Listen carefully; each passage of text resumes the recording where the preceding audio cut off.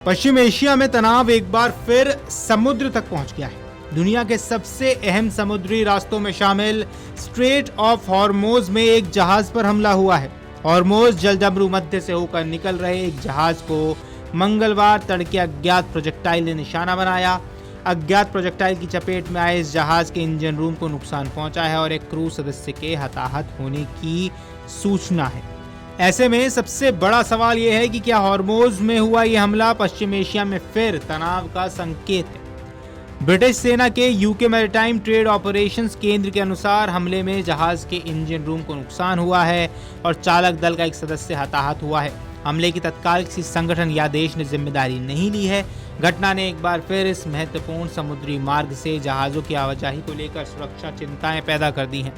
अब यूकेएमटीओ ने जहाज या उसके माल से जुड़ी कोई जानकारी सार्वजनिक नहीं की है।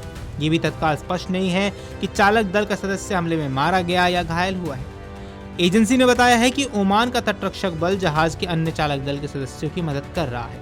घटना की जांच शुरू कर दी गई है। हालांकि अब तक घटना के कारण समुद्र में किसी तरह के पर्यावरणीय नुकसान की सूचना नहीं मिली है।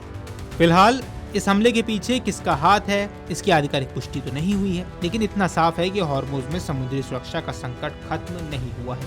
अमेरिका और ईरान के बीच तनाव, कूटनीतिक बातचीत में गतिरोध और समुद्री रास्ते में लगातार कम होती आवाजाही, इन सब के बीच एक और जहाज पर हमला हालात को और गंभीर बना सकता है। अब नजर इस बात पर होगी कि आने वाले दिनों में हॉर्मुज में जहाजों की आवाजाही सुरक्षित हो पाती है या फिर पश्चिम एशिया का तनाव एक बार फिर समुद्र के रास्ते पूरी दुनिया की अर्थव्यवस्था को अपनी चपेट में ले लेता है।